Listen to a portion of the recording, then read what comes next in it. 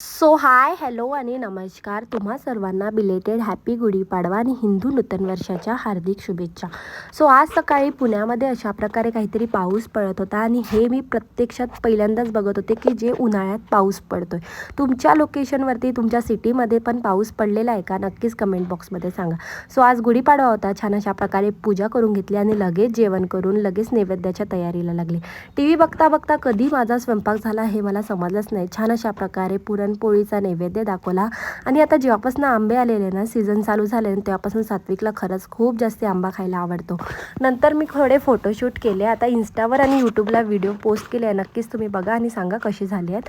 आता उद्या स्वामींचा प्रकट दिन आहे, त्याचीच काहीतरी अशा प्रकारे तयारी झाली होती. रात्री आवरून आम्ही दगडूशेठला गेलो होतो आणि तिथे आम्हाला कळलंच नाही की एवढी गर्दी असणार, बट डेकोरेशन वगैरे बघून आणि गुढीपाडवा असल्यामुळे दगडूशेठला खूप जास्त गर्दी होती, म्हणून बाहेरूनच दर्शन घेतलं.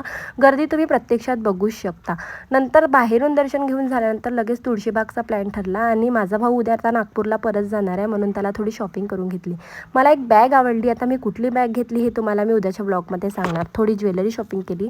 जर तुम्हाला खूप छान छान ज्वेलरी पाहिजे असेल तर नक्कीच तुळशीबागमध्ये व्हिजिट करा, म्हणजे तुम्हाला समजेलच की किती छान छान व्हेरायटीज तुळशीबागमध्ये आहे.